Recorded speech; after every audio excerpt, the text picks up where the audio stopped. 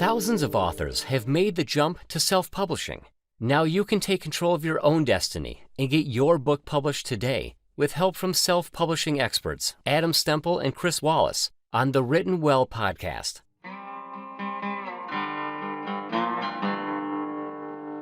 Hello, and welcome to episode 7 of the Written Well podcast. Here with my co-host Adam Stemple, and yet we had a guest. We have a guest again. He's back, and yet another guest that Adam has brought in from the world of writing. I'm very excited about this guest, Blaze Ward, who is the reason I'm doing self-publishing. He set me on the path with an hour-long conversation on the phone after he picked up a story of mine for one of his anthologies, which had the mostest, bestest, and theme of any anthology of all time. And it was, in fact, Nuns with Guns. Mm-hmm. In Blaze Ward's Presents. I've done 3 stories with you, Blaze? Or no, 2 stories. Nuns with Guns, Cloak and I don't remember the other one.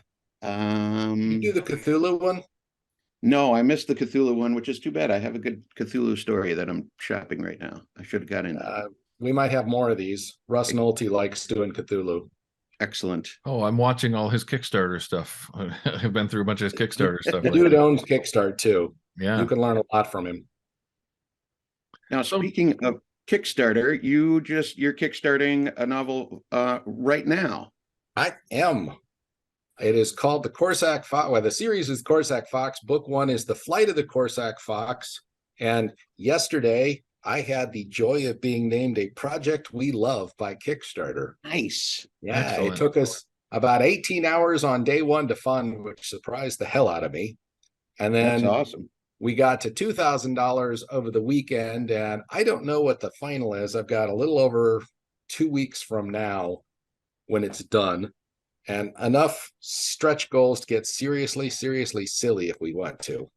We're sure to boost you dozens of dollars at least.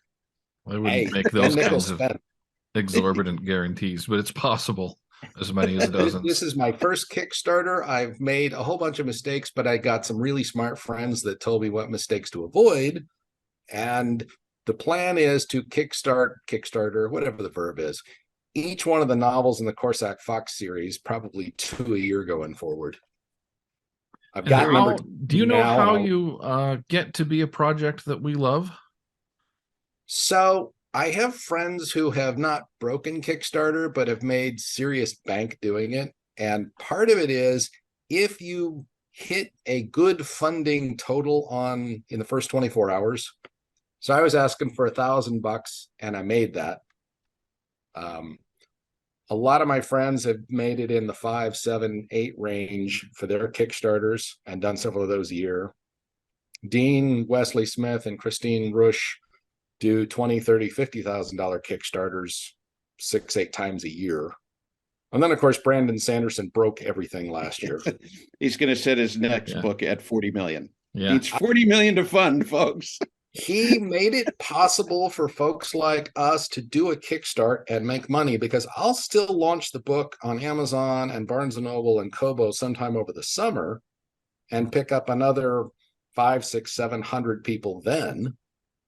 And then it'll long tail out forever, because that's how I make my money, is on the long tail. Kickstarter we have a Kickstarter that'll launch in about a month as well. Yay. What for?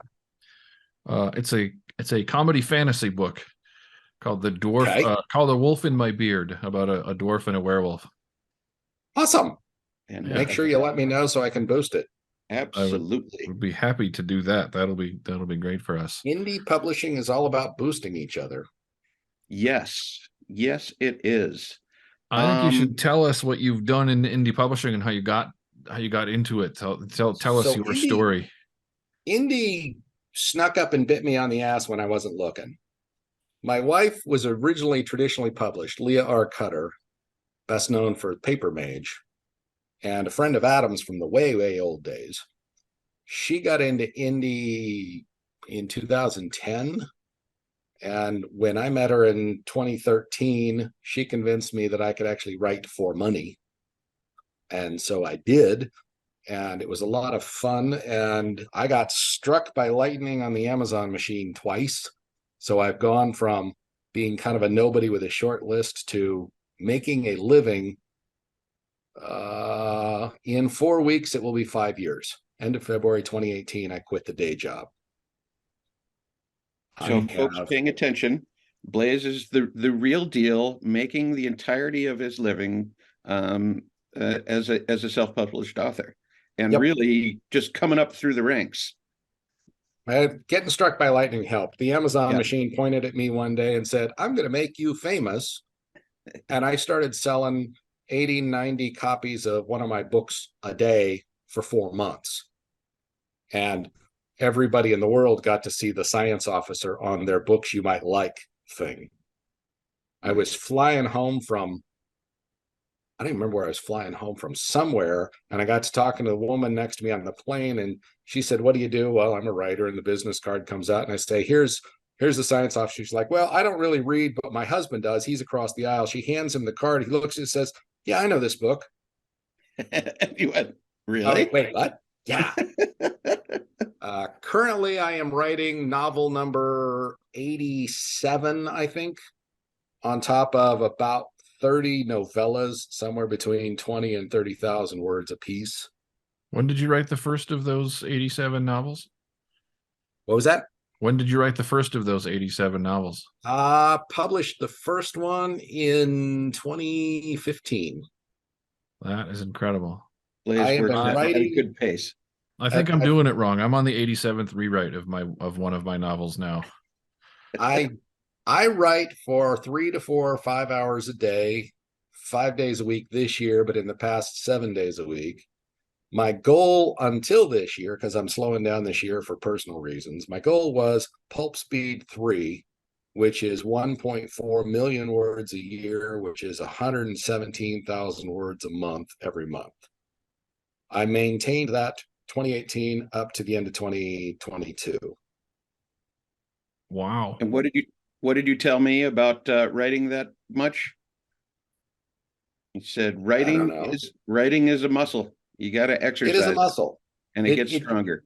It does. It gets stronger. And I explain to people I'm not in a sprint and I'm not even in a marathon. I am walking to Kamchatka from Johannesburg, which is one hell of a long trip.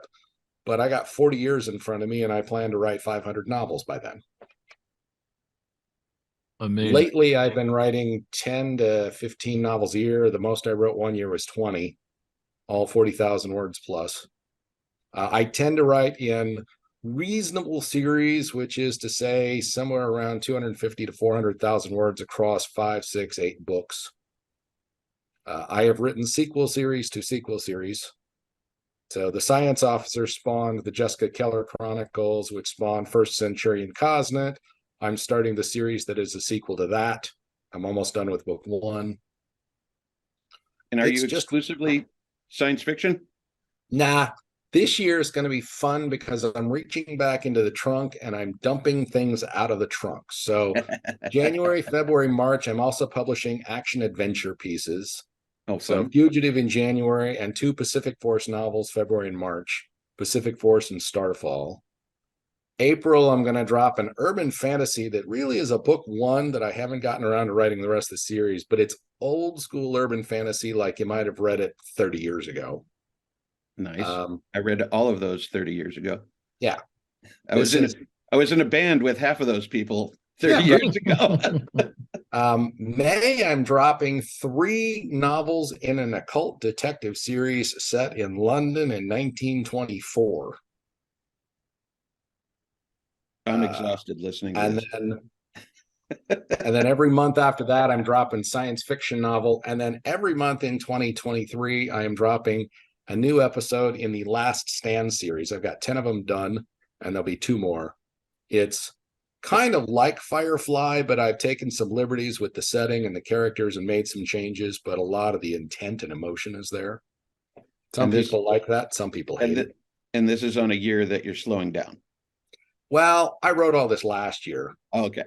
And my slowdown this year is I'm getting a little more serious with the martial arts. And I've decided I'm going to take Saturdays off as crafting day, which might mean painting. It might mean sewing. It might mean, I don't know. I'm also, if you guys are role-playing game people, Dungeons and Dragons, WotC came out with their new OGL and pissed everybody off. I saw a little bit of that. Most of the game companies that are complaining aren't game companies because they're writing source materials for Dungeons and Dragons instead of creating their own games. I'm going to create my own game again. Nice. And I'll probably Kickstarter and publish that next year. Kickstarter is great for tabletop games. That's Absolutely one of the best things It for that. is. And I don't need a lot of people here to make it work because this is not the first game I've done, but the last time I got serious enough with this was 25 years ago, and we didn't have Kickstarter to make it possible to do the whole indie publishing thing. Now, I think we've really started off in the wrong place on this interview.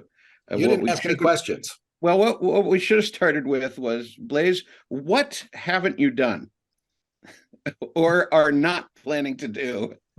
I don't know. I feel like that's a shorter list. Well, so my wife introduced me to what she calls the anti-stodgy campaign. Because she read a study about a decade ago that said most people sometime between their 14 and 25 lock down. They wear the same clothes, they eat the same food, they listen to the same music, the same bands, they have the same friends, the same everything. And they get stuck in that rut for the rest of their freaking lives. Ick. So every month, she and I try something new. Whether it's a new restaurant, it's a new direction, drive home a different way than you normally do. When was the last time you changed your toothpaste intentionally? Not long ago, because half of them give me migraines. There you go. It's a bad example for me, but yeah, but try something new. I do enjoy the road trips with my wife that we take. Yeah. So indie publishing is really frequently about throwing spaghetti at a wall and seeing what sticks. I've gotten lucky because I tend to write what I call popcorn action adventure science fiction space opera, meaning there is an axe to grind and there's a hell of a lot of politics, but it's all buried down a level underneath. I'm telling you a really incredibly entertaining story and then seducing you with my politics later when you aren't paying attention. As opposed to a lot of people have an axe to grind and they're all about the axe and they forget to entertain the reader and they don't understand why people don't buy book 2. Yep, I write page turners and it's not unintentional. And I have my 2 thrillers that came out. I warn everyone who's reading them. I said, don't start this late at night because you're not going to sleep. My Even brother-in-law, if you don't like it, you're going to finish it. Yeah, my brother, who is your neighbor, complains that he sits down to read one more chapter and it's suddenly 2:00 in the freaking morning. But I like doing that. I write really short, fast chapters. My chapters average 1,000 words across a 100,000 word novel. Mm-hmm. Whereas in fantasy, epic fantasy, they might write 10,000 word chapters. And I fall asleep. Or by the time you actually get to the story, an entire novel's worth of detail has passed by and I missed the story. So my goal is always to entertain people. I just got done writing a whole guide to epic fantasy and looking at a bunch of stuff. And it's, it's clearly not for you. But I mean, epic fantasy is a setting-based genre. And so the readers expect that. And if you go in and short them on that and give them a taut 65,000 word novel, they'll throw it across the room in disgust. Yep. They want Tolkien. They want George Martin. Yep. They want 20,000 words on dinner without any plot. And that's not what I want to write, but it's also not what my fans want to read because one of the things that we've looked at is a lot of people don't have as much time.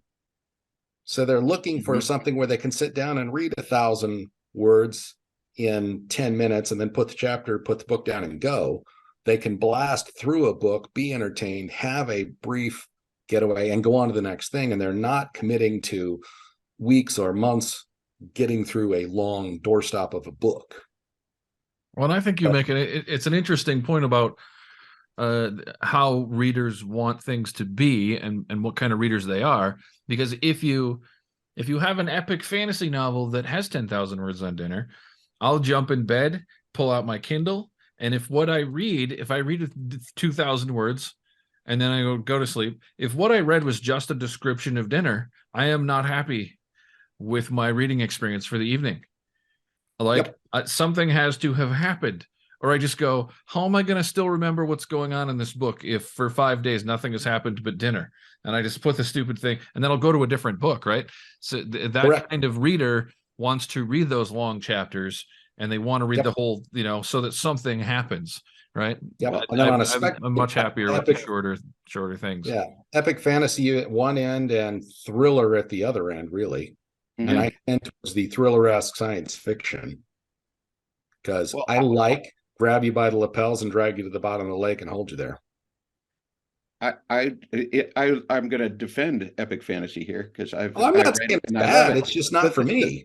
but the thing is also when those long scenes are written well, they are an opportunity to build character and deeper knowledge of the world and how it's going. There are people who complain that action scenes are boring, and that's a book that's book entirely filled with action. And when they're not being used to deepen the reader's understanding of the character through the action, then they do risk being boring. Absolutely. But those people who complain about the action scenes being boring they're cat people. They're not friends of mine. They don't need to listen to this podcast. I'm not sure I would necessarily agree with that crap. You. I mean, Adam's obviously wrong, but that's because he's Adam. Mm-hmm. But occasionally you'll run into somebody who writes an action scene, and my wife stumbled across this the other day. This guy had been studying martial arts for 30 years, and his fight scene was so intensely, perfectly choreographed and detailed and boring. Yep. Because setting for a modern reader is not just what you see, but how you feel about it. It's your opinion. You can look at the interior of a room and say, wow, this reminds me just like grandma's house when I was a kid, and I'd go and make cookies, or she'd make me cookies. Or you walk in and go, oh, Jesus, it's that same ugly thing my grandmother had when I was a kid, and they made me go out there all summer. Same description, different opinion.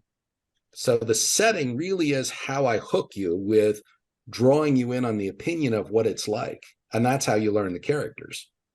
It's not enough to just dig out your adverbs and adjectives and describe the room. How do you feel about it? Adam has a shit ton of books behind him. I do. Curtis has got a guitar.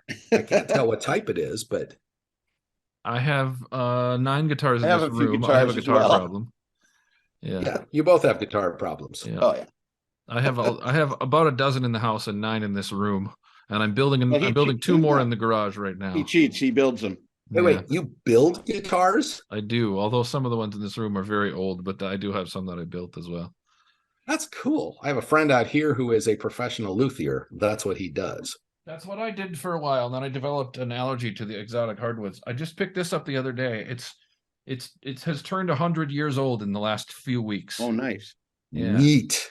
It needs a lot of love that I don't have time to give it right now. It's virtually unplayable, but it's a 100-year-old Regal parlor guitar.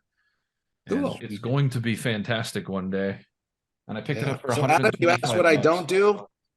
I don't play any instruments. Use some of your spare time to pick up. Yeah, pick up an instrument. Well, Adam will teach you how to play guitar. That's the fun part. I don't play the instruments. I have a partner who he read an interview I got interviewed by the paper a couple years ago, and my standard when being interviewed is, do you want to be famous or rich in indie publishing? You can be famous. You can win all sorts of awards. I have several friends who have multiple Hugos on their mantle. All of them have day jobs. Frequently, you win the Hugo, and then you go back to your job at the call center because you're not making any money. I want to be rich. So I talked in this interview about being Bernie Taupin, who nobody knows. They always have to look him up. I thought everybody knows that he's the lyricist for Elton John, but nobody knows anything about him. I think like everybody knows that he is that guy, or I feel like everybody does, but nobody knows. Everybody with this many guitars in the background. This many guitars. knows who he is. Sure. So anyway, And no normal people do. Right. Paul reached out to me and said, "Do you want to be my Bernie?" Sure. So I started writing lyrics. He started writing music. We've recorded and released one song. He's literally working on the vocals for the second one now. And I'm teaching myself music composition with another friend of mine so that I can turn lyrics into melodies into basic scores that he can then expand. And he plays all the instruments. But he plays all the instruments. The man just bought an electric violin the other day because he didn't have one. That's why you buy an instrument, because you don't have one like it. Yeah. That's right. Yep. So there's going to be an electric violin or perhaps possibly a partial symphony backing one of our songs one of these days because the man wants to do it. Nice. You can see the handmade dulcimer there in the back. Mountain dulcimer. Okay, I'm getting seasick here. All right. Tell me about Go breaking publishing. Breaking into or just breaking? Breaking it. You send out emails every once in a while about talks you've had with other authors and how this week you're going to break publishing. I love these newsletters. So we do what's called the Milestone Indie Publishing Newsletter. And you would ask me when I don't have it handy. Let me see if I can find it real quick. Yeah, tell me how to sign up. Milestone right now. Newsletter.substack. There it is. I'm going to, come back here. I'm going to throw it into the chat. This is a free newsletter. We just transitioned to Substack. Me and about a half dozen of my friends every month try and write on some topic in indie publishing and what's new. And so I do 4 masterminds every month, one with a publishing peer, one with a writing peer, one with a writing student who's teaching me music, and one with English Paul, who is my musical partner, and he teaches me on the music industry. And frequently the question is, how do we break publishing, which is what Adam's referring to. Because everything is changing in publishing weekly. Slowly, but there's a running joke in a small group where we were at a conference and the 2 guys presenting were going down their list of things. Okay, well, let's talk about this. We talk, and they get to the next one. They both look at it. One of them pulls it out of the 3-ring notebook, crumbles it up, and throws it over his shoulder and says, "Yeah, we wrote that down 3 days ago, and it's already wrong. So we're going to talk about something else." 2 years ago, everybody was talking about the rise of streaming services and how they needed to get movies made of their books. That's over. Streaming has consolidated back down to 3. The number of videos being produced is almost nothing. I have a friend who is a Hollywood producer with credits you would recognize. Tells me that every showrunner out there already has their own ideas for the movies they want to make or the show they want to make and don't want yours. So unless you're writing romance for the Hallmark Channel, the chances of it getting made are low, or you have to have a rich uncle. Or possibly you get struck by lightning. But that might be different next week. And it might be different next week. That's the strike by lightning. Somebody might pick up a copy of The Science Officer and say, "Oh my God, this is the greatest thing ever. Let's turn it into a TV show." Or Last Stand, which is how I wrote it. It's really the first 12 episodes of a BBC series, all set for somebody to make or animate or whatever. It's sadly, out there. If they do pick that up and want to do something with it now, they're going to pay you so much less than they would have just a couple of years ago.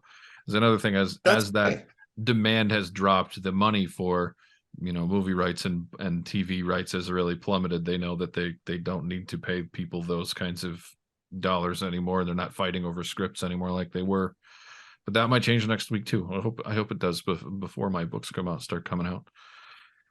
Well, more importantly, I don't live on the money that I would get from advances and residuals from the movies.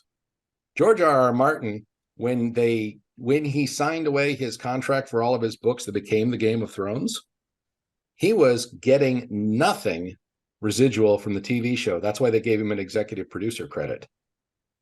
I've read some of the contracts they were writing in the 80s. You signed away your entire copyright for the life of the copyright for In George's case, probably 15 cents a book. These days, if you're lucky, it might be 5 cents a book, 10 cents a book, when inflation has knocked a zero off of what it used to be.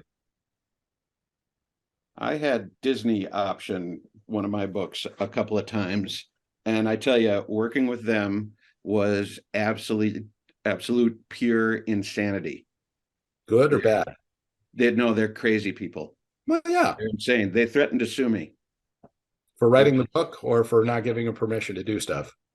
Because we wanted to go with the terms of the contract we'd signed, and they wanted to change the terms after everything was signed. And see, if This anybody is ever... after they wanted the rights to make a book from the movie as well. We got that knocked out of the original contract. And if somebody approached me with enough money, I'd say, sure, what do you want? It was not enough money because Disney thinks that everyone wants a Disney movie made out of their books. And my co-writer and I were avowed Disney haters. So we really only wanted the money. Yeah, they'd send me a contract. I'd send it back redlined, and that'd probably be the end of the conversation. Yeah, it was. But I know contract law better than most writers do.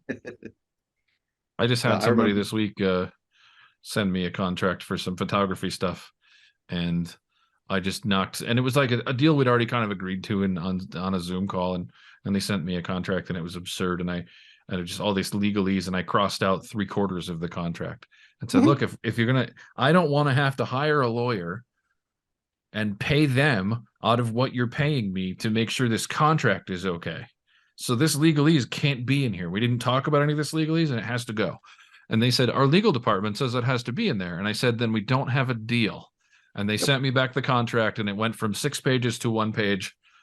You know, I just had to say, no, this isn't enough money for me to deal with this bullshit. I'm not doing this. And then they came back, but it contract literally went from over 6 pages to 1 page just because I crossed out everything that was unnecessary. And, you know, lawyers trying to make money being lawyers.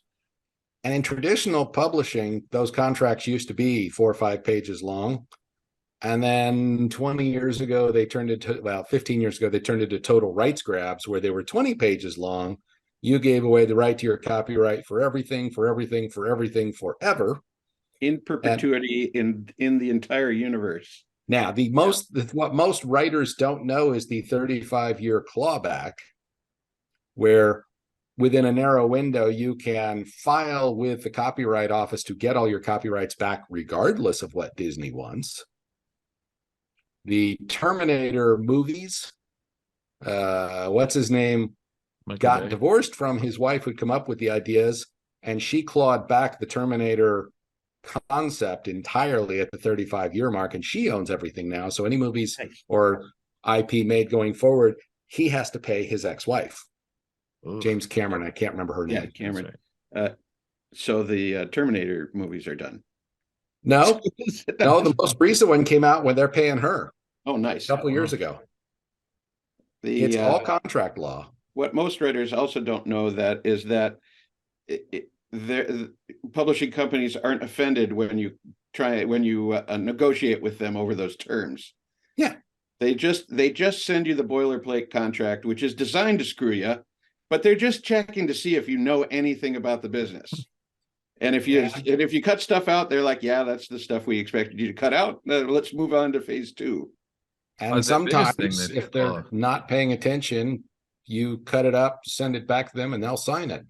Yep. I've seen that happen a few times. The biggest thing that writers don't know is you don't need that. You just like the people will sign those contracts because it's their first contract and they're going to publish a book and their dream has been publishing a book and that's what they want. And they'll just sign it. I watched a gajillion bands do this in the 90s and just sign these absurdly bad record contracts. And writers do that with books all the time. I have self-published books for a number of people who have shown me contracts and said, well, you know, this was the contract that I got offered for this book. And I can't believe that somebody even attempted to pay you that much and have you agree to these terms. It's absurd. So, yeah, I mean, just knowing that you don't have to do that. I mean, the joy of knowing self-publishing is an option is the reason Adam and I self-published a book was because we got an offer from a publisher and told him to literally go to hell. I told the largest poker publisher in the world made us a couple of unacceptable contract offers and kept changing and trying to get us in. And finally I told him, go to hell, don't email me anymore. And Adam and I published it ourselves. And it was a big hassle back then. It's much easier now, but knowing that you have that option, either you take that option, or knowing that you have that option gives you the negotiation, power to get a better deal from the publisher, because you don't have to just sign this thing. This isn't, it's not like you're getting a job offer and you need a job and you have to take the thing, But it comes back to show you how long ago this poker book was. I did the book design in InDesign, Adobe InDesign. I know people that are doing book design in Adobe InDesign this week. Well, they should stop. But this all circles back to who like epic fantasies. Yeah. Do you want to be Don't famous? Or count. rich? I want to be rich. You would have to after me a fuck ton of money for a contract to do anything. I've never been paid pro rates for anything published. In fact, I've only ever been paid straight up by 4 times, and they were all kind of things I did for friends for 1 or 2 cents a word. I've never gotten a pro thing. My SIFWA score is 0, which surprised people. The thing I don't know what that is, but I thought you said your syphilis score is 0, and if that's That true, too, that's but excellent. we don't That's- go there. Excellent. that is That's the good. score you want on syphilis. That is also the most sharing we've had on for our guests on this podcast so far. You've had some really boring people on your show then, haven't you? We've talked 0 amount of syphilis on the show. I'd like to say my Right syphilis now. score is also 0. SIFWA, Science Fiction Fantasy Writers of America. Okay. Anytime you get something Fiction published, Writers Association now, because it's Whatever. international. yeah, anytime you get paid professional rates, you score a point or something on their little scale. The problem was I was a best-selling author making a living before they changed the rules to allow me to even qualify for membership. And unfortunately, I have looked at the potential benefits and none of it does me any good because I'm not submitting to agents and I'm not submitting to trad pub houses. So until they start offering group health insurance, there ain't anything they can do for me that's going to be worth my They do time. offer health insurance now. It health sucks. insurance too. Well, Have you read it? No, because I get health insurance through my wife. Yeah. who's in medicine. So Yeah. but My wife and I am a SIFWA member, and I'm in it mostly to support Writers Beware. yeah.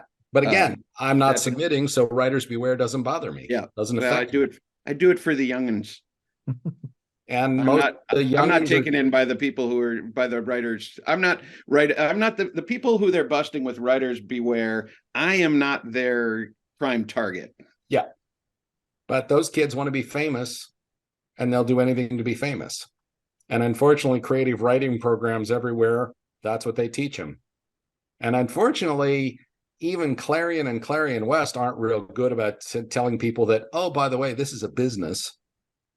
There's a lot of talk about craft and not a lot of talk about business. And it's And I consider that a disservice to these kids. These kids need to know that, hey, it is a business and hey, you can make money at it. Hey, you can make a living and hey, you can retire at 48, which is what I did. I had to stop and think about that. And You, make are a nice you retired living. and you write 20 books a year? That's how I'm retired. My That's it. full-time That's job your- is writing. That's your relaxing in your retirement. I Most don't people have to wouldn't put consider that that's- retirement. You do. Adam does at least. I mean, I I don't haven't have- had a job in 20 years myself, but I wouldn't consider myself retired. I work all the time. Yeah. I get to do what I want. I get to make shit up for a living and people give me money. How much better does it get? Yeah, that's all of it. We're So- all in agreement there. So we yeah. have So- we have a friend, Steve Bruce. Mhm. Many years ago, Steve was an established writer by the time we met, but not doing that well. And I was just beginning to be a professional poker player. And within a year or two, I was established as a poker pro. And every time we talked after that, he would say, "What do you do?" And I'd say, "I'm a poker pro." "What do you do?" And he'd say, "I'm a writer." And we were just like pleased that we were doing the things we wanted to do. And we 20 almost 25 years later, we still do that when we see each other. "Oh, what do you do?" "Oh, I'm a writer." He's so pleased with himself. So I'm waiting for the time. Probably this year I'll make more money writing than poker. And so next time he asks me, I'll tell him I'm a writer. But it is nice to do the thing that you want to do and not do anything you don't want to do. But then you get spoiled with it. And then now I don't want to do anything I don't want to do. Yeah, I won't exactly. stand in line at the bank for 5 minutes now. I'm completely ruined. You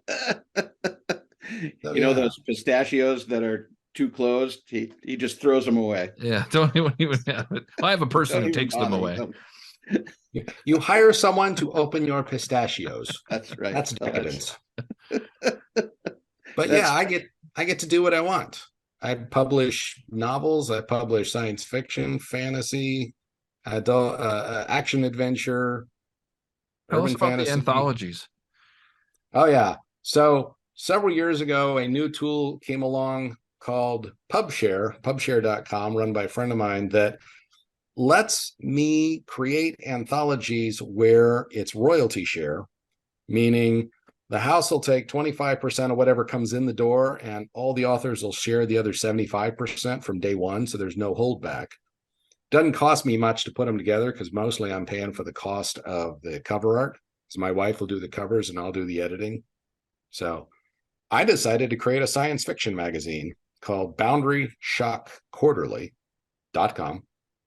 Issue 21 just came out at the beginning of this month. I'm 21. Yeah, I'm reading 22 now. That was so much fun. We started doing Blaze Ward Presents, which is where I met this goofball, through Lyda Morehouse. Who was our guest last week? Cool. Tell her I said hi and give her a hug for me. I will. Done 6 of those so far. Plus, I did the After the Fall anthology for Russell Nolte last year because he had a Call of Cthulhu kind of story that he couldn't place anywhere. And he was really bummed. I'm like, send it over. Let me take a read of it. If I like it, I'll build an anthology around it. He's like, wait, what? So I read it. I'm like, okay, I've got a theme. I put out a call. I got about 20 people to write me stories, and we published it last fall. They slowly earn over the course of things, but it cost me $25 to publish one of these, not $1,000 or $8,000, depending on what. So it's the joy of publishing. I'm editing a dragon anthology right now, an anthology of stories that take place in a world where dragons have come back, and Shared world anthology. Yeah, Cool. and it's the first time I've done anything like this. So Steve Bruce and I are and that essentially is I'm doing all the editing. So give me some tips on editing, dealing with a bunch of different authors, and also launching an anthology and getting people to read the thing. And we're going to do it as a Kickstarter in a couple of months when everything's ready. So tell me about it. So editing, you're a poker player. You might know Dean Wesley Smith because he's done everything too. I know who he is. Okay. Neat guy. He's one of my mentors in the writing and indie publishing side of things. The way he taught me was that in an anthology, given the stories you have, your job is to take the reader on a particular emotional arc. And the quality of your editing job is when you can draw them all the way through, either high or low, but in one continuous smooth arc. And I actually had somebody on one of my anthologies wrote a 5-star review on the editing rather than the stories, which really made my day. When I do it, I tend to start with the strongest lead story that fits the arc I want to tell. Sometimes I'll get an incredibly powerful dark story, and I don't want the anthology to be seen as dark, so I'll put the lighter ones at the front. And then I'll come out the back with the second strongest story I have, because that's the one I want them thinking of 5 years from now when they say, oh yeah, that story. And then in between, how you flow it. And for my Boundary Shock Quarterly, it's interesting because we're a closed syndicate. I've got 15 authors that are allowed to send me stories on any of the themes as we go, and required to send me 2 stories a year. And then I'll bring in guest authors for 1 or 2 shots just to see if I want to work with them, if they can hit theme and deadline, which is amazingly hard for writers to do for some reason. The whooshing sound as they go by is very enjoyable. And then read it and put it all together and take you on a journey For me, the editing is fun because I have no fucking clue what stories I'm going to get for any issue of Boundary Shock until I have them all in hand and have to build something.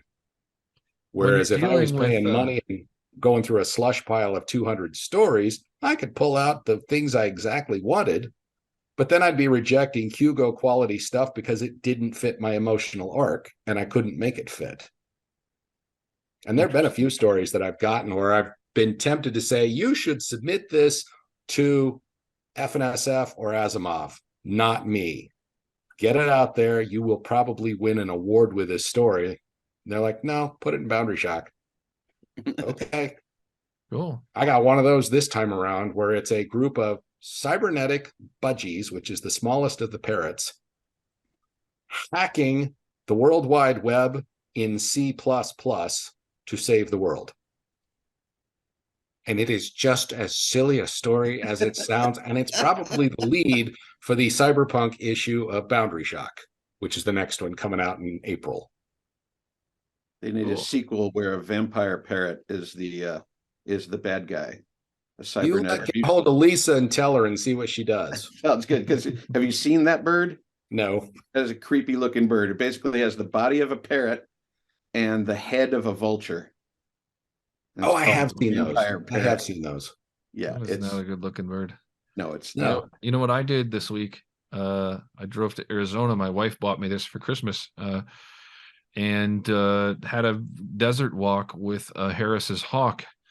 Got to walk around with the falconer who owns it and hunts it, and have it fly back and forth between us and up onto some cactuses and hang out on my arm. And it was a beautiful bird, and took a bunch of pictures. It was super cool.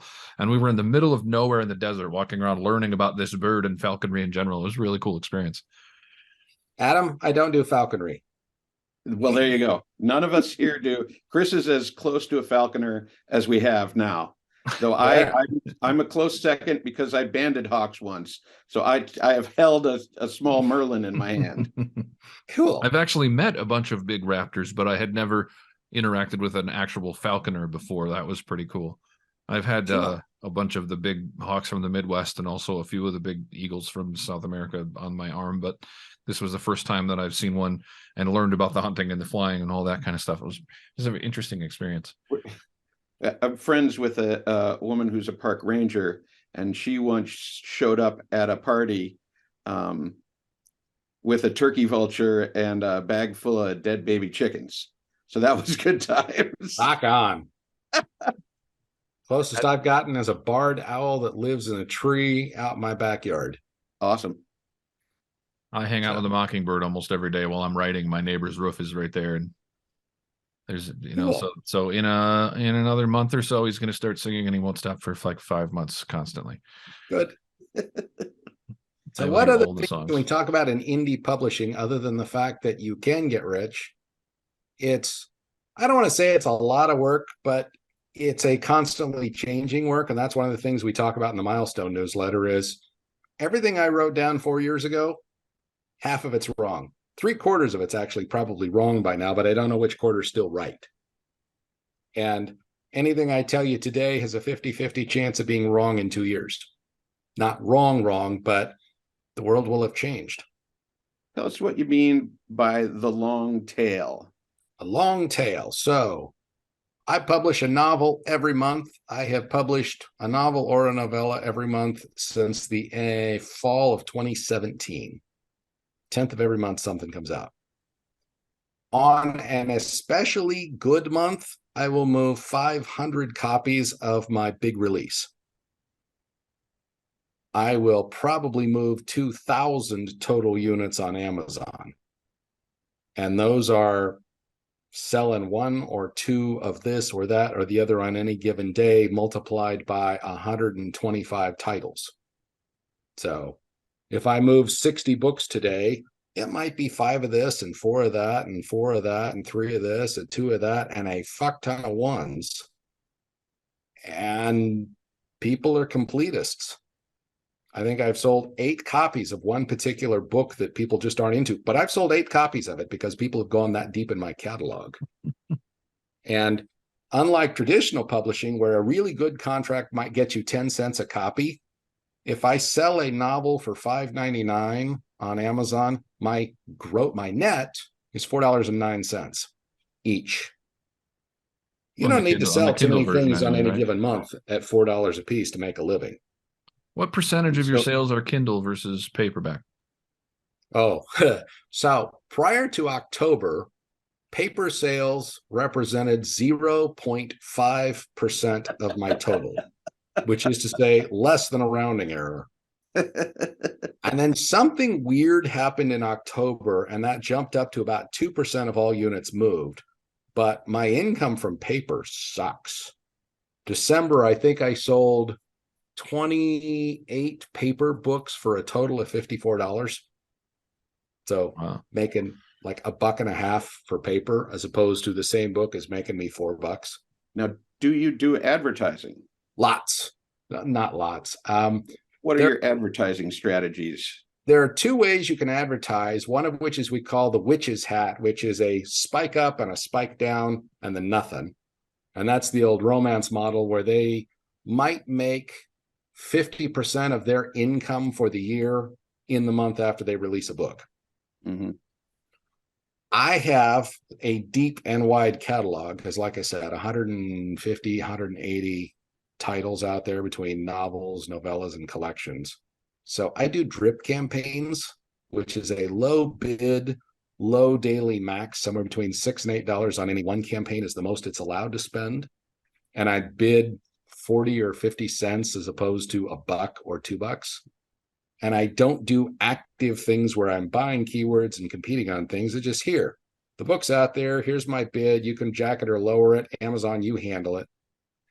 Any given month, I've upped my budget to about $400 a month, which is good money, but my average cost per sale, ACOS, tends to run about 250, 300% across all 40 things that I'm running at once. But I've got 99-cent book ones in long series. And as soon as you buy book 3, I paid for the ad. Yep. And my read through is awesome. Science Officer is 12 books, and my read through on book 12 is somewhere around 65% of book 1. That's Wow, amazing. that's amazing. Yeah. Yeah. that's Jessica fantastic. Keller books, it's about 75% over 14 books. Does it help you think that it's not just engaging, but you're also writing fairly short? If you're doing Short's questionable. I mean, a novel's anything north of 40,000 words, according to the Hugos. Some of mine are 40, Yep. some of them are 60, some of them are 80. I've got a series where they're all going to be 170. right, that's not short. No, that's not short. 170. I tend to write around 90 to 110. Yeah, and for me, that's a fairly beefy novel. The series I'm in right now, they're going to be about 75 a piece. But it's hard, fast, go, run, grab, drag you in, drag you through, throw you out the back, and you need a cigarette. Because, hey, that makes them come back for more next month. You ever done any Facebook advertising? So I used to work in computers and computer security directly. I keep my laptop screwed down in such a way that I forget Facebook has ads because they can't show them to me. Seriously, there is a particular, if you go to, and I think, don't quote me because I'm not sure, but I think if it's facebook.net and blacklist it, you don't get ads. Nice. Because I'm running NoScript, AdAware, Ad Blocker, 3 or 4 other things. Some websites come up completely white because they can't load because of all the third-party scripts going. So I don't run them. And I don't know if you guys are familiar with the 20 to 50 culture, where the theory is 20 novels published should net you $50,000 a year income. Mm-hmm. That broke last year. Did it?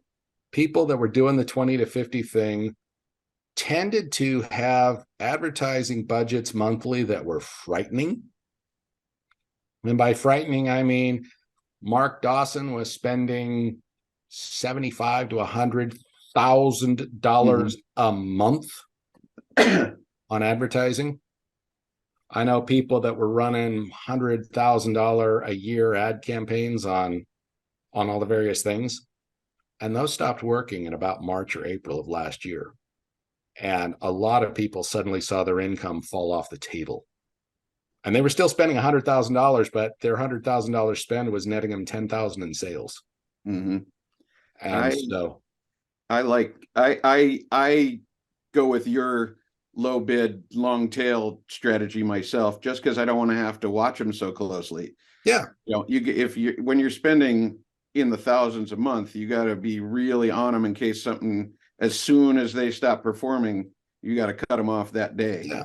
And there's a few people out there you could hire, like David Goffram. If I really needed the money and really wanted to make a splash like that, I'd hire David and give him a budget, and he would blow shit out of the water. The problem is the way this stuff works, you have to spend that kind of money every month. Right. You get into that. There's an Amazon, and I don't remember what it's called anymore, but it's the elite advertiser category where you're signing up for a minimum of $45,000 a month advertising every month for several months. It gives you get your own private concierge. And Mark Dawson makes stupid money doing this, but the question I always ask those people is, that's great, what's your net income?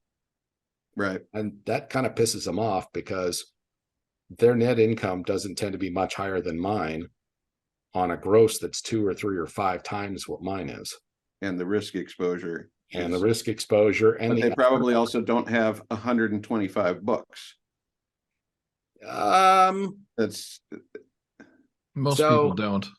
Most people don't, but some of the people that I know make me look like fucking pikers when it comes to writing. Oh yeah, I've met some of those too.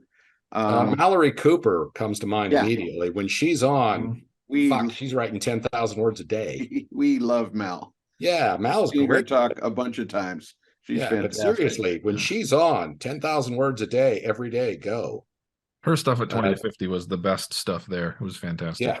Yeah, she's amazing. Tracy Cooper Posey, Edmonton, is a romance writer with 5 or 8 pen names in other genres. When she's on, she's writing 8,000 to 10,000 words a day. I look like a piker. I look like an amateur next to her, and that's okay. Well, last year I put out 3 books, and I was pretty darn psyched about my speed. Right, but what do you do for a living? What's that? What do you do for a living? I write. Okay. What are you doing instead of writing? Working on this website and podcast. Yeah. Yeah, good question, you lazy bastard. What are you doing when you're supposed to be writing? I know, right? 3 books in a year? You had a whole year and you only wrote 3 books. If you are dedicated to writing and spending your time actually writing and not goofing around, you should be able to get to a pace of 1,000 words an hour sustained. When I'm in the zone and I hit flow state, I've actually written 3,000 words an hour for a morning. It was fun, but usually 1,000's a nice stretch. I have done that, but it only lasts me about 45 minutes, and that's fine. An hour. But I do. But my problem is, and I explain this to people, is I have the classic ADHD, which I've been diagnosed with. The hardest thing often for people with ADHD is transitions. Okay. So I love writing. I love talking about writing. I love everything about it, except sitting down to write. Yep. That's the hard part. And if I can sit down and write, then, I will have 1,000 words done in an hour. And then if I pop out of it and take a little break, then I have to restart everything. And that's fine. 1,000 words a day happens to be 2 epic fantasy novels a year. Mm-hmm. Or some good books. You write more good books that way. Well, I tell you what, my epic fantasy series is actually, I wrote it intentionally in a thriller-like style. Cool. Of course, I did genre mashups before they were acceptable. So I like to do that too. But that was very fun. So those were all 80,000 words, very action-filled, very dark. But the key to writing is sit down and write. Figure out what you need to do to block the room out, whether it's set up a small shed in the back, whether it's turn off the phone, whether it's the specific tea that you need. We're all creatures of habit and ritual. Key is nail down your rituals and don't let anybody else into your writing room. They all have to stay outside. No marketing, no phone calls, no emails, nothing. Sit down, write for an hour. Or I've got a friend who does the Pomodoro method because she's butterfly brain. So she gets that little tomato timer Pomodoro thing, hits it for 15 minutes. She's not allowed to backspace or hit the delete button. It is Nice. fast as you can dump words out. I do. 15 I minutes. do amazing with writing sprints. There you go. People The key online, is- or I breaking immediately your rule of not letting someone into my my writing space. My oldest kid comes in here. They're going to Augsburg in the next summer to start on their master's in creative writing. Cool. And they Hopefully come it in here won't- and then we do writing sprints together. That Yeah. works great. But the key to being a writer is to write. Now it can't be that easy. If it was that easy, everyone would do it. Isn't there a pill or something you can take? It's discipline.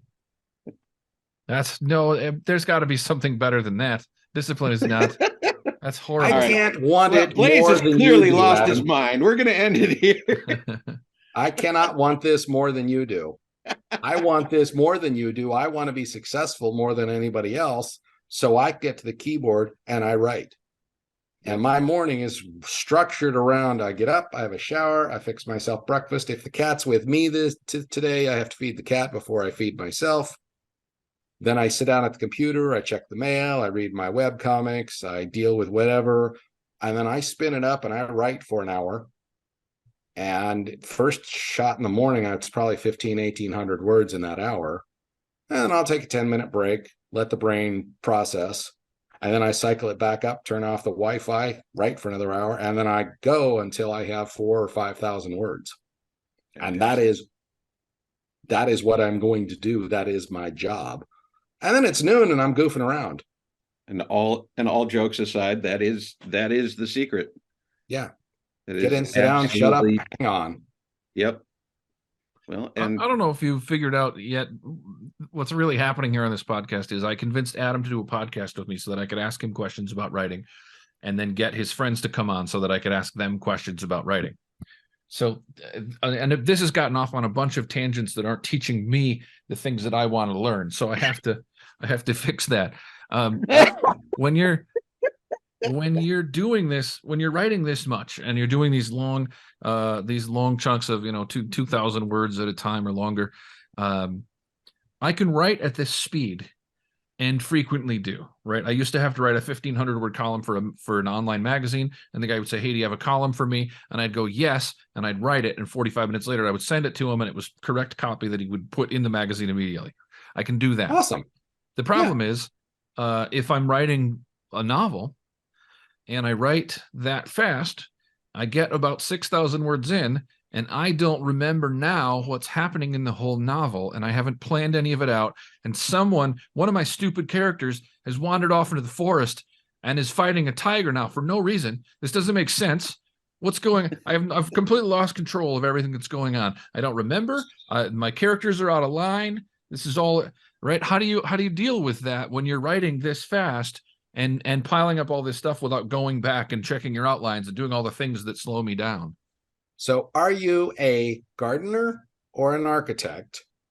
An architect designs the entire house on paper, every little detail, every little thing before they start any work. A gardener walks out, starts planting seeds, and sees what grows. I've done some of both. Okay. I used to be an architect, what they call plotters.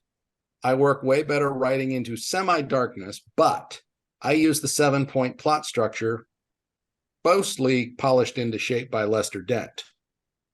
A character in a setting, and we talked earlier, setting is your opinion about what you see around you. Character has a problem. Character setting problem. Don't know what the problem is, but something has gone wrong and they attempt to fix it. Maybe they succeed, maybe they fail. Generally, they fail and make it worse. So now they have to try something else. That's called a try-fail loop. The length of a try-fail loop and the number of them tells you how long your story is. So One try, one fail, one try, one succeed is a short story. Try, fail, try, succeed. And then finally you have the denouement, everybody smokes a cigarette and you get your happily ever after. 7-point plot structure, once you see it, you'll see it in commercials. You'll see it in every TV show. You'll see it everywhere. Because Lester Dent created Pulp Fiction with it. He was publishing 5 or 8 or 10 short stories a month in various magazines, and it was the same structure, the same thing. I have incredibly strong characters, really deep reach setting. When I'm going to start a new series, I'll open up a Word document and brain dump every detail in I can think of. So space opera, every character with their description, rank structures, because I like military space opera, so I'll invent whole new rank structures. I don't use the US Navy because that's boring. Every planet, every culture, every starship, notes about the plot, but generally the character has a problem. They must stop a war, start a war, do something, and they go. And at that point, I've been doing this long enough that I trust my writer brain to tell a good story. I'm just taking a police report. Today, I'm 45,000 words into Warlord at Yamgon. I've started what was originally thought to be the major final battle, but it was happening way too early. Then I realized, no, there will be a whole nother set of action after this, and that's how we'll get up to 75, 80,000 words. This is only a false orgasm, if you will, and then there will be a whole nother one that follows after that. What I like about when that happens, that has happened to me several times, where you get to what you thought was going to be the big climax, but it's only halfway through the book, or you realize there's so much more. It makes the buildup to that midpoint bump really, really big. Yep. And I had to trust writer brain was taking me the right place, because I'm at 40,000 words and we're about to launch the major attack. And this is way too early. Is this book only 60,000 words? No. By the way, this other character is going to go do this thing, and that's going to cause all this other. Oh, okay. But I trust writer brain is going to tell a good story. I trust myself that I can tell a good story. A lot of writers, and I don't know if it's creative writing programs or what, they get imposter syndrome pounded into their souls. I don't know any 5-year-olds with imposter syndrome. It is a learned behavior. You didn't have imposter syndrome. You were doing out of the crazy shit. But you know who my mother is. I came out with imposter syndrome. Yeah, but my imposter syndrome has imposter syndrome. It's not a syndrome, Adam, if you're an imposter. Oh, thanks. And I have friends like this. But yeah, it is a learned thing. Schools beat imposter syndrome into people. You're not a good enough writer. You could never write. Oh my God, I'm not good enough. I can't do this. You're a fine writer. You're a great storyteller. People want to hear your story. That's my approach. People want to hear my stories. They want to give me money. Fuck, I'm getting up. That drags me to the keyboard because I get to make money and I get to make shit up. It's the best high in the world. So Chris, circling back, 7-point plot structure. I can send you a copy. I can send you a link to download my Business for Breakfast book. My wife and I write a series called Business for Breakfast. The intention is 12 to 15,000 words in 1,000-word chapters where you read a chapter while eating breakfast. And number 3 is... I'm a research person. Yeah, well, it's just the 7-point plot structure. It's the beginning. I already took that and pulled it up in a Google search, and I'm going to learn all about it tonight. Good. It's the way you do it. The other one is the 3-act dramatic structure, which is stage plays, where you have an act one that introduces the characters. Yeah, and I have I have all that kind of stuff in my head, and then my characters don't do what they're supposed to do if I'm just sitting down and grinding out at that speed. If I'm really tearing it up when I'm writing an article, I know what I'm going to say here. Right. It's it's an architect thing where I know everything that's going to be, how well developed are your characters when you start writing? What? How richly developed are your characters before you start writing? I mean, that, if I'm gardening, almost not at all. I wrote I have a thing that's just about done where I just went, what if he was blue? And then I just, there it went. And then, I have another thing where where I've plotted out the entire thing and have all the plot twists and know everything and know all about the characters and who they are. And I seem to, in both cases, I have a problem with just knowing everything that's going on in the story and where things need to go, and otherwise I'm draping inconsistencies on top of a mess. Right, just but that's all over plot. Talking about character. Who are they? What's their favorite color? What's their favorite ice cream? Most writers don't get that level of depth. They're like, okay, what if he's blue? No. What's his favorite ice cream? What's his favorite music? What song makes her cry when it comes on the radio? When you get that deep into a character, you hear their voice. One of the things, and I was just breaking in a new copy editor about 6 months ago, and she was not prepared for the fact that every character in this novel spoke with a different vocabulary, a different diction, and a different style. And My it's favorite word. neatly writing it, but every one of those characters sounded differently on page because they sounded differently in my head because they were fully developed people. And You that's remember the word for that, Chris? Remember the word for that? No, but I remember how recently you taught it to me. Yeah. Idiolect. I knew it was idio Idiolect. something. Idiolect. Dialect is the way a people speak. Idiolect is the way a certain an individual person speaks. cool. I mean, know, I it's- would it's have a great assumed there was a word. word for it, but I'd never heard that Yeah, before. it's a great word to remember when you're writing Mhm. characters' dialect. What is that My character? Jessica Keller books, Moiri speaks in a dialect that causes Amazon spell checkers to freak the fuck out. If you've never spelled stuff with 5 F's, you don't understand. But that's how she speaks. So I would add on to this that the more you write, the more comfortable you become with gardening or with pantsing, because you've walked the road so many times. You trust yourself to get to the end, and you trust your revision process that you'll smooth out any inconsistencies. And speaking about character depth, if you know your characters to that level of depth, then nothing they do is going to be wrong. And it turns out your plot was wrong. Maybe, maybe not. Because if the characters aren't following the plot, you either got to change the plot or the characters. And I always think it's more fun to change the plot, because then once again, I'm plunging off into darkness. And that's why I write dimly lit hallways. I know where it's going to end, but I don't know how it's going to end. This book, I know it's going to end around 80,000 words. I've known that from page 2. I usually do have an ending scene in mind. It doesn't always end up there, but it's This wasn't even the scene. This was just a light in the distance at the 80,000 word mark. But yeah, I'm writing a trilogy right now where I know exactly what the last scene of the last book is going to be, and I know vaguely what's going to happen in books 2 and 3. Book 1 is done, but that's what I was going to say. You talked about trusting yourself.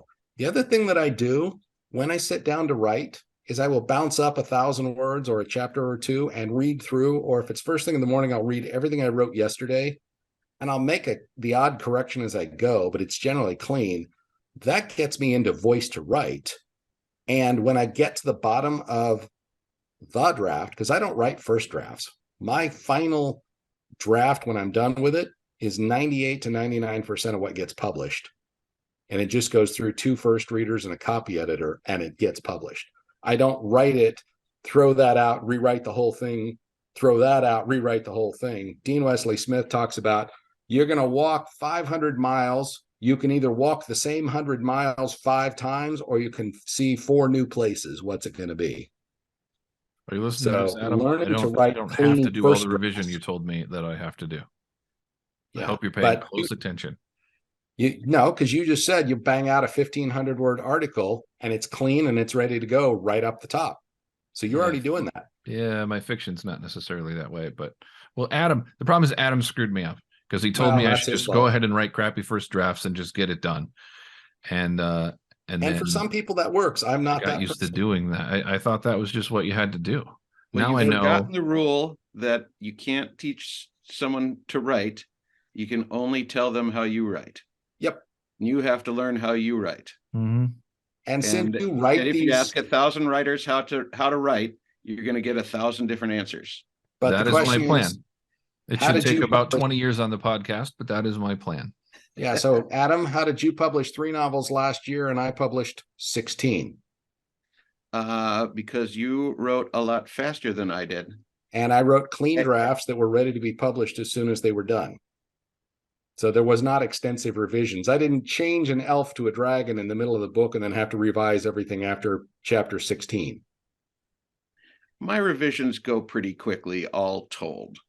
Yeah, but how many words do you cut out of a final draft? Are you a cutter outer or a putter inner? I'm a putter inner. Okay. Yeah, Good. no, I'm a putter inner. And this last novel, there was a fairly big structural problem right in the middle Mhm. that I just ignored and wrote right through it. And sometimes you have to. Yeah, and actually it was just a half a day fix. There you go. It turned out thing that your writer brain will be able to go back and fix it later. Yeah, and I always tell people, when especially writing in series helps, because you already know the characters, so you can dive right in. But if you're writing the first book, by the time you get to the end, 80 to 100,000 words more about your characters than you did at the beginning. That's why I don't start with a blank piece of paper. Yeah. See, I start with a notes document, and I'm creating all this. I'm working on a series right now in my head and in my notes that I won't actually start writing until September or October. But I built up the characters, I built up the plots, I built up the world, I built up what's going to happen. You're an architect, Gardner. You build a very, very I build a toolbox. You build a very solid garden with everything gridded out in your garden, and then you throw the seeds in and see where they grow. I build a toolbox so I have all these tools handy. I need a character. Oh, he's this guy, and he's like that, and he looks like that. I tuckerized. I build those as I go. Yeah. I also enjoy the surprises. In the last 2 books I've written, I've had 2 walk-on characters who became very important plot points. Yep. Jessica Keller books, I introduced a random character in book 2 who was the second most important character in the series by book 9. And I had a character try to do that one in another book that I wrote years ago, and I killed them. Shit happens. They were screwing up my buddy dynamic. It didn't work with 3 of them, so they died. As long as it's entertaining and it is within character and within story and it furthers the plot, good. At the end of the day, you want to entertain somebody so much that they finish your book and go buy the next one. Period. Doesn't matter if it's splatter porn or cozy thriller. Splatter porn is a horrible name for a genre. Yeah, but I know people that write it, and I know people that read it. I'm sure I do too. Are called psychopaths. Yes, but they're better than how many people who true read crime epic TV high shows fantasy. are on cable right now? I know, right? All of them. They are all on it. Yeah. There's more true crime shows than there are crimes. Yeah, those psycho ladies watching that true crime stuff, getting ideas. Yeah, I like my wife's probably downstairs watching ran it a right promo now. for itself, which was very self-aware. The woman comes out, "Hey, I'm your new neighbor," and she's like, "Oh, so I bet you're gonna steal my husband and frame me for murder." It's not happening. And they're like, someone's been watching a lot of Lifetime movies. So, Very Chris, meta. everything Adam has told you, Chris, is wrong. Just start there. I've been suspecting that for a while now. Write I'm going to be the way Blaze you Ward wanna now.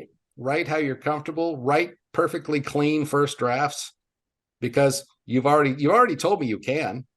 Now you just need to write it over here. And I have all kinds of things happening in my head since this thought process, and the biggest thing is what I realized is I was plotting like an architect or like a wireframe, then to fill in with characters, and I was going the wrong direction for the way that I write. What I should be doing is writing to find all the characters and the stuff that happens, and then figure out the plot from there. And that's the opposite of how I've been doing it. And so my characters are not staying within the lines because they're not fully developed, like you said. And then they'll wander off and do another thing because that's who they are. And I don't want to change the plot because now I'm in love with it because I spent all this time building it. And then the character went and broke it. Now I'm mad at him. So you can change the character too. That's the beauty of writing. You can always go back and pretend you meant to do it that way the very first time. These characters are very stubborn. Yep. I think I don't have enough control over my fiction. Kill one. They get right in line. Since now that I'm on novel number 15, my characters are behaving much better. They've seen what I've done to the characters in my other books, so they're pretty compliant now. If they've seen what Yeah. happened to the characters in your other books, they're terrified and don't want to be in these books at all. That is also true.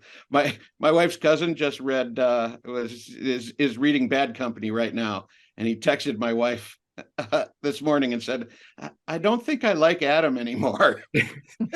Took him this long to figure that out? Fantastic.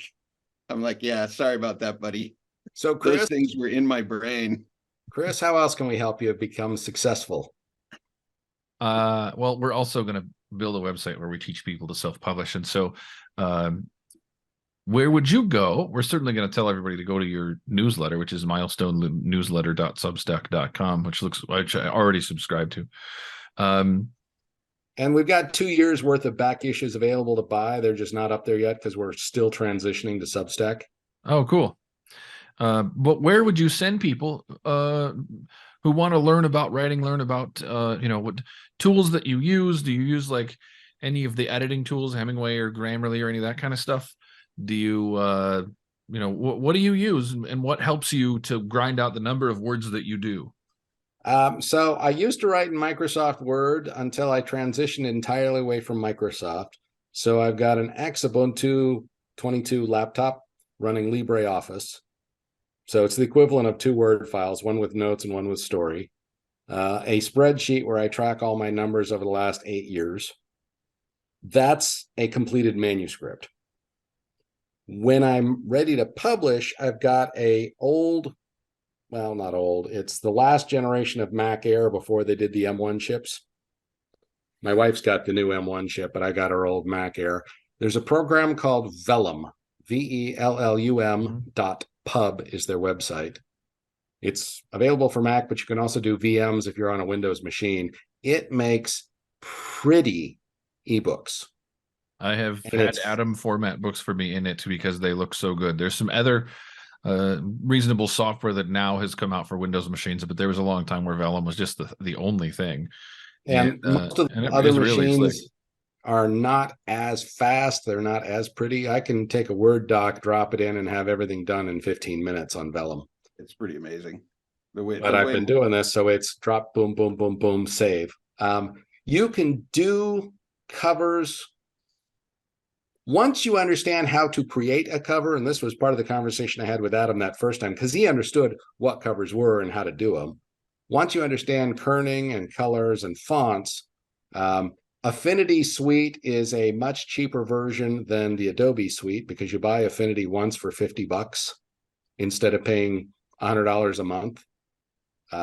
You can also, if you're doing it on the ultra cheap bookbrush.com, I actually worked with them about 4 years ago to think help it's pretty cool to create their book cover stuff. Because originally they were doing ads for Instagram and Facebook. And I went to the guy and I said, "Hey, could I do covers with this?" He's like, "What do you mean by covers?"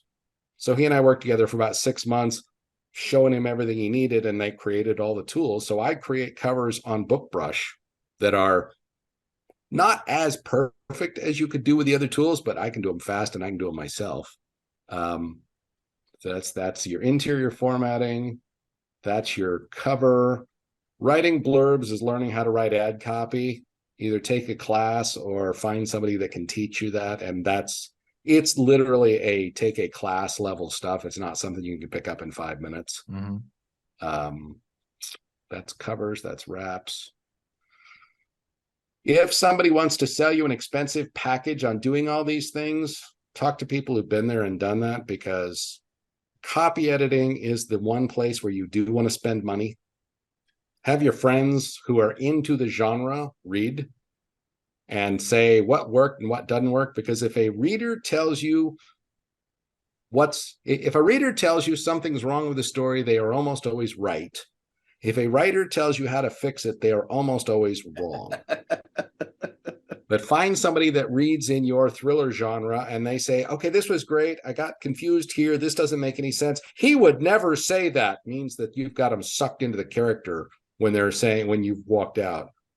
Then you fix that, but pay a copy editor to go through your grammar and clean things up. You will learn all sorts of bad habits you didn't know you had, because I did.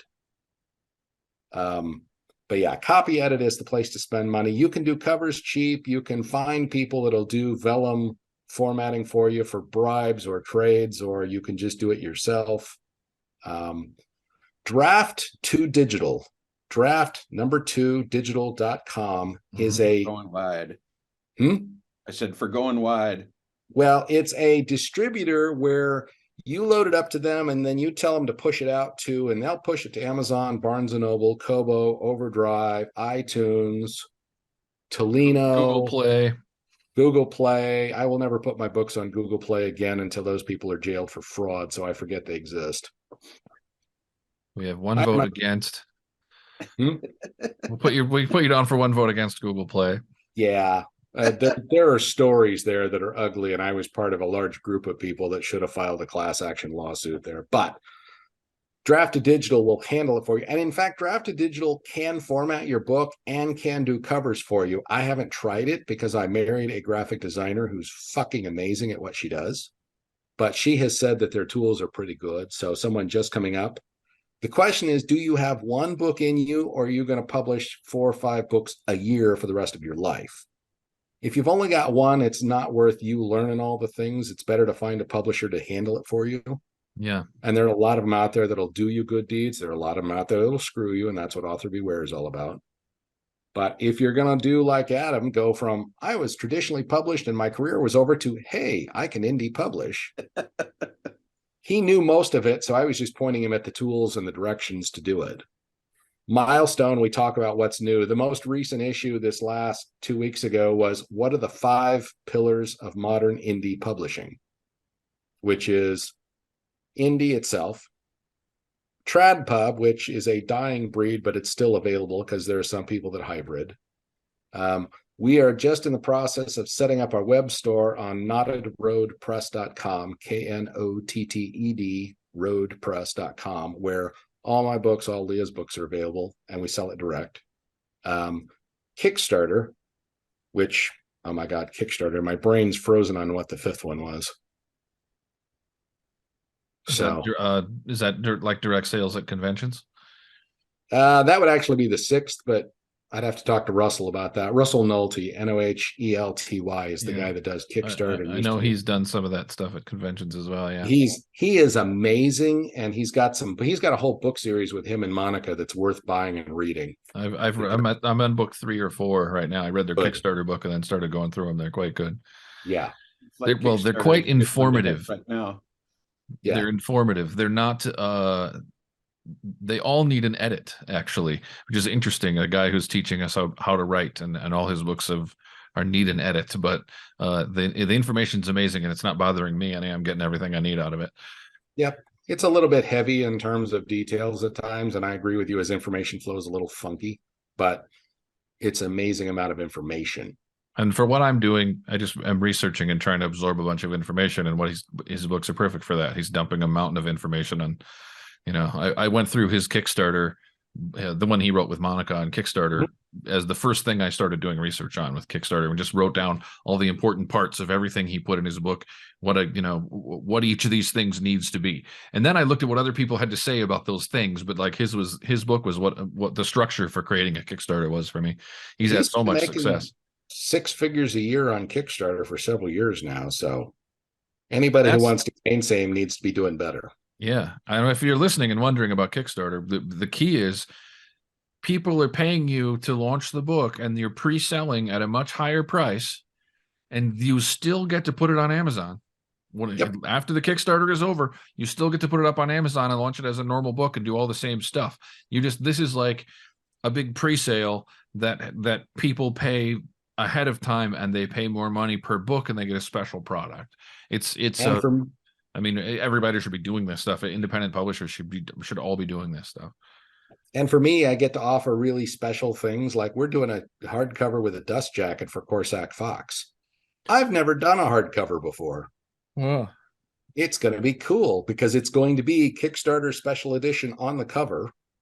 And there's going to be some interior on that doesn't go into the regular ebook when I put it up for sale on Amazon in 6 or 8 months. we're referring to in our Kickstarter campaigns about the launch, the Kickstarter cover and then the boring cover for lame people who didn't get the Kickstarter. Those are Absolutely. two cover options, and the difference is that the Kickstarter cover has the letterings in gold foil, so it's a much bigger. Well, mine will have interior stuff as well. But when I was setting this up, someone I know who has done 20 or 30 successful Kickstarters said it's going to be all ebooks. Nobody's going to want paper.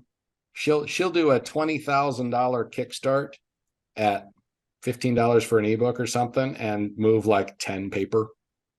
And I've already beat that on paper and hardcover for Corsac Fox in just a week. I'm like, okay, sure. What the hell? Yeah. I mean, most of my, I sell more paperback than ebooks in my poker books. So I'm used to paperbacks, and the book that Adam and I wrote together years ago, our first journey into self-publishing, was my most profitable so far. We made 30 grand on that book, and sweet. And it was because we ordered 4,000 books, and I went and picked up an actual pallet of books delivered because ebooks didn't really exist yet, and nobody was doing that stuff. And in fact, we sold one on Amazon yesterday. I had to go ship it today. Well, so ebook versus paper, one of the key distinguishing factors is what genre you're in. Absolutely. When I'm running poker books, it's old white men who want to learn to get good at poker, and they want a book in their hand. Yeah, romance is 99% ebook. Mystery is less than 60% ebook. Everybody else is kind of in between there. And then nonfiction is even lower because, as you said, people actually want a book in their hand when they're doing research on a topic. Yeah. Well, and the demographic of just older people are not going to read ebooks nearly as much. Men tend to want to read paperbacks a little more than women do. Women read ebooks a lot because they're reading romance and erotica, and those are better for ebooks. And as a whole, I have a whole breakdown. Actually, I have a whole spreadsheet full of all that, a bunch of that information. That was pretty interesting. Yeah, Alex, and I can never remember his last name, German fellow, does a whole series of these things every month. He does studies on particular genres where he breaks out what's working, what's not working, what subgenres are like, and his shit's really sharp. So what other questions can I help you with, Chris, since Adam has led you so badly astray? This is the best podcast ever.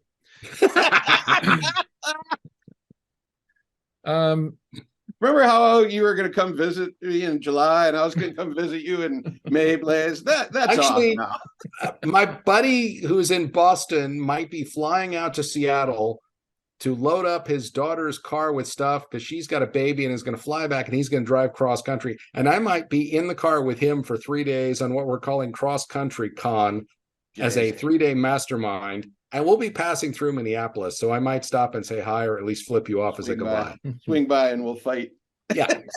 Where do you live, Blaze? Seattle. Oh, okay.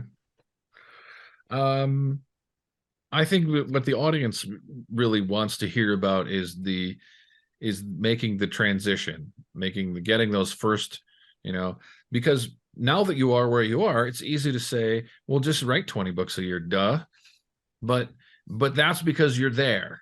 The 0 to 60 is what we want, not how to hold the steering wheel stable at 100. That's great information, right? But let's hear more about that like how to get rolling.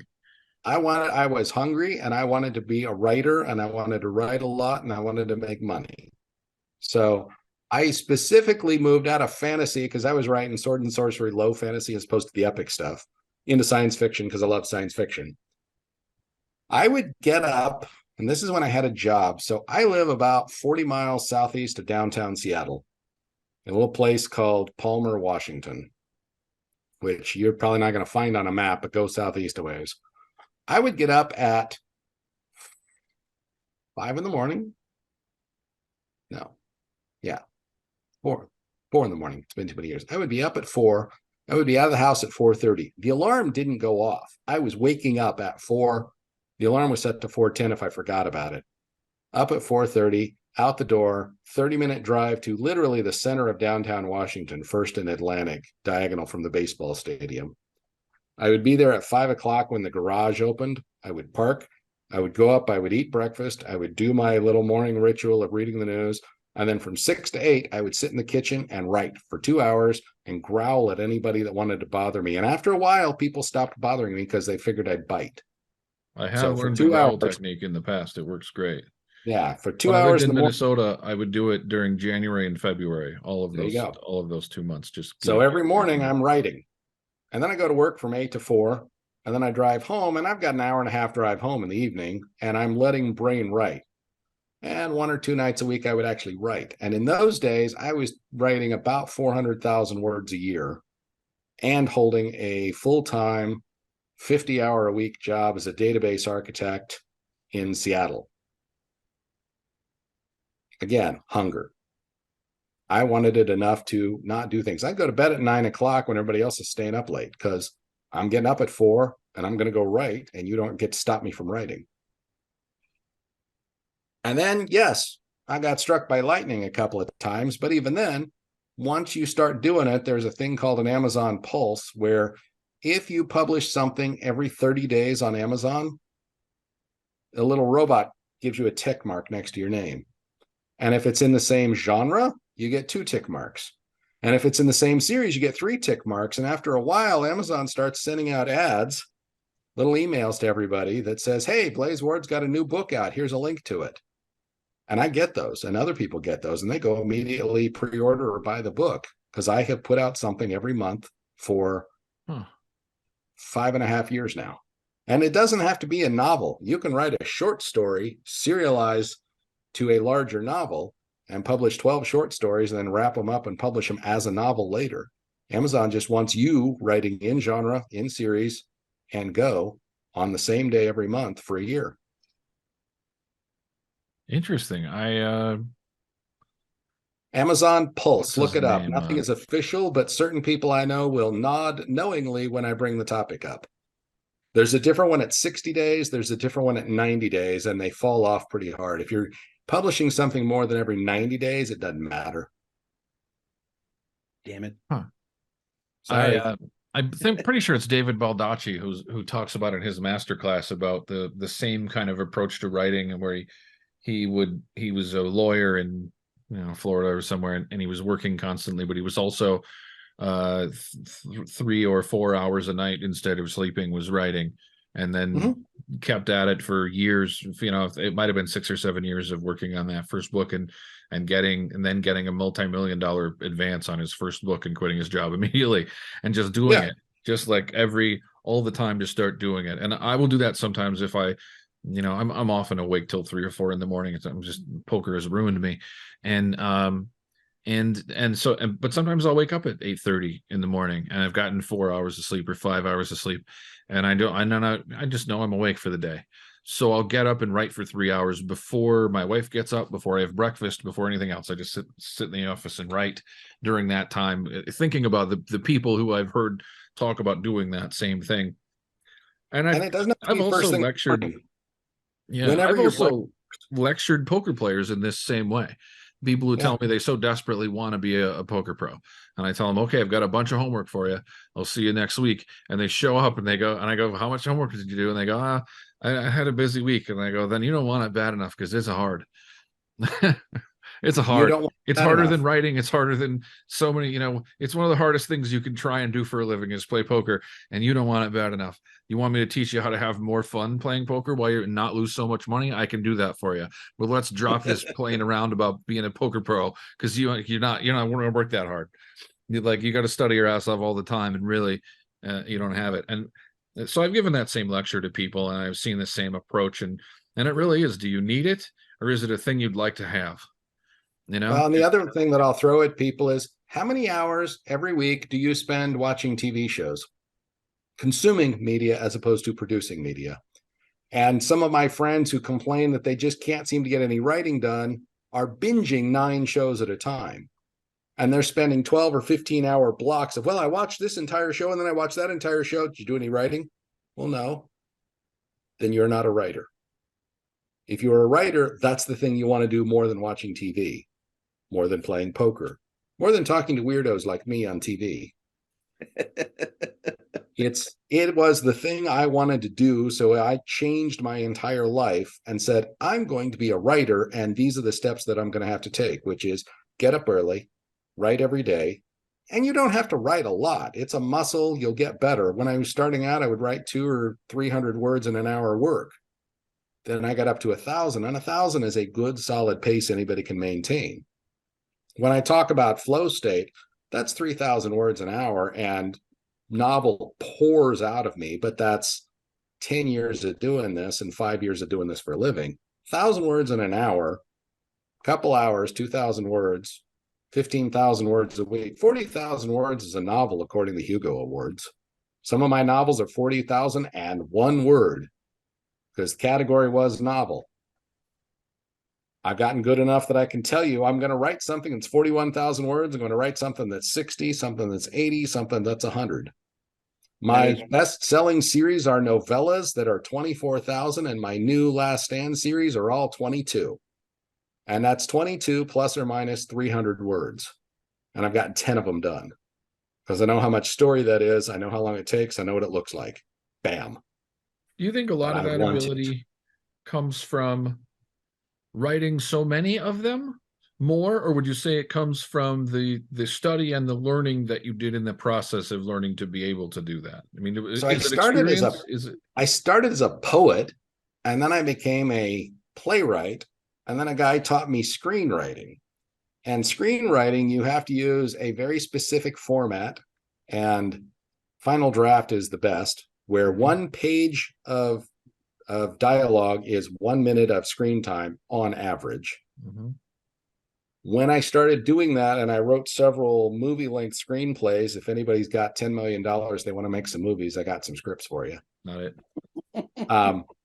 Once I did that and realized what a 90 to 120 minute movie was in terms of story, when I started writing The Science Officer, I said, okay, a television show on American TV, 1 hour drama is 42 minutes of screen time plus commercials. Here's how much story is 42 minutes, and that's 24,000 words of fiction the way I write it. So when I wrote the Science Officer books, they were all intended to be picked up as 1 hour serial TV on BBC. Last Stand is the same way, 1 hour of serialized TV, and they read like that.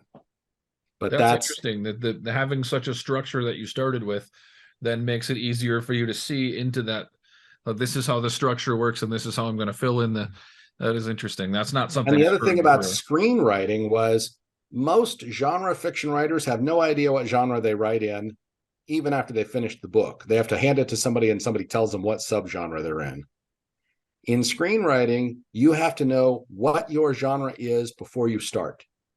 And every genre has 10 rules, and you must nail 9 of them dead center perfect if you want to play with the 10th one. And that 10th one is what makes it interesting, but the other 9 must be dead center. And so I would sit down and say, I'm going to write a movie. It is going to be this long. It is going to be this, and this. Okay, who are my characters?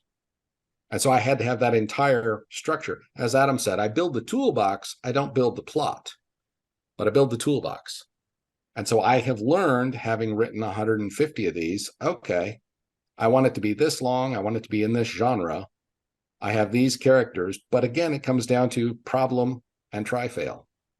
If your problem is small, your story's small. I tell new writers who want to learn to write short story, John Helfers taught me this. He used to be Marty Greenberg's assistant in the old days, doing a lot of Marty Greenberg's old anthologies. 1, 2, 3. One problem. If your plot includes the word "and," it's too long.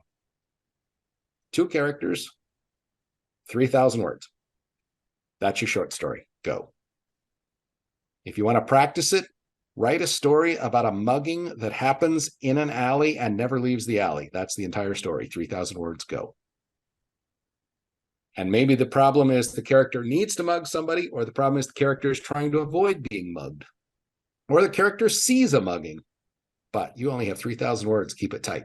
Wait till you read Adam's dumb short story in our dragon anthology that has like the guy goes to 7 different settings to find this dragon. And how many words is it? I think it's 4 or 5,000. It might be 5,000. Okay. It's noir. It's, Noir. it's actually really, really, really good. It's a very Short fun story. story. Good. Yeah. But yeah, I take a very scientific approach to writing. I'm totally different than most of the writers you know because I come into it from that background and Well, that's how you from make a that living technical at it. approach. And don't discount the programming brain either. I have been a storyteller for as long as I have had words. It doesn't matter what the genre is. I used to write stories in T-SQL. If you want to go back and read my code. I'm just saying the ability to codify information and Mhm. lead people or a machine through a script, either of creative fiction or of code, is a specific. It takes a specific kind of brain. And I disagree. It's a set of skills. It is a set of skills and a learned focus because I didn't do this until I learned how to do it. I was a poet, man. We're glad you recovered. Yeah. This has been a fascinating example of the learn how you write, and how valuable it is for us to be having so many different people on the podcast. Our plan wasn't to have a lot of guests, and in fact, then we just had guest after guest after guest, and it's fantastic because we learn different writing skill sets from everybody, and most importantly, we learn how different everybody is in their writing and how they approach everything so differently. You know, your approach is very scientific, very focused on making a living. You know, Jane Yolen's approach is just as hard work based as yours, right? But you're going to pass her a number of books at some point, and she's been doing it a whole lot longer than you because she's traditionally publishing, and she has this is how she does it, you know. And she was only allowed to write one book a year in the old days. Right. You know, everybody's got these different approaches to how they do it, and that was so helpful for me when I started writing, was talking to different people, talking to as many different people and reading as many different things as I could, and watching every masterclass, reading and watching every YouTube video, reading every article to see, you know, it's important to remember that everything somebody tells you about writing is just an option for you. You know, when I was at a writers conference last year, and a guy next to me on a panel said, well, I just read this thing called Save the Cat, and it explains how this is done. And I was like, oh, Save the Cat is an option for how you do these things. But people who write books like Save the Cat tell you this is how they're done. And it's a very astrology-like approach where if people tell you that plot works this way, you know, if they're a snowflake method or they're a 3-act or they're whatever, they will tell you this is how story works. But that's not how story works. That's how a kind of story works. It's a thing you can use, you know. And so, you know, I would go through all those things, and now I can think, oh, I can use this device, right? They're all just tools. Yep. The problem really, I think in the beginning for me, was that people would present them as solutions. That this is how it's done. It's not how it's done. It's a way you can do it. And that's really important to remember. And if we have a bunch of different guests who teach people a bunch of different ways to write on the show, they'll realize pretty quickly, oh, this is how you do it. This is an option, you know? And don't believe them when they want to sell you a program for $1,000 on how to do it. That's right. Because Blaze already told you how to do it right here for free. It's all here. Yeah, hopefully I've given you some things and helped you guys and your readers. The other thing that I want to remind everybody is, and a lot of people don't get there, but when you get to the 1,000,000 words written mark, something changes in your brain. And you suddenly should, if you're serious about it, step up an entire level in your craft as a writer. Because you've done this enough times, you've gotten over the fear and the uncertainty and hopefully the imposter syndrome, Adam. I heartily agree with that. I scheduled my release of my sequel to my thriller, Company Men, which came out December 31st. Yay. I scheduled it 3 months before I was finished writing it. That was the first time I did that, and I finished a month ahead of schedule, even after being down for 2 weeks with COVID. Yuck. Because I have recently hit that 1,000,000 word mark. and just the confidence that comes with it to be able to know that I've written enough books now that I know if I get a couple chapters, if I want to finish a book, it's getting finished. Yep. There's no question about it anymore. I'm going to finish it. It's going to be around the size I want it to be. I'm going to revise it into something I'm really proud of. That's Yay. just what happens. And congrats on the release, dude. Thank you.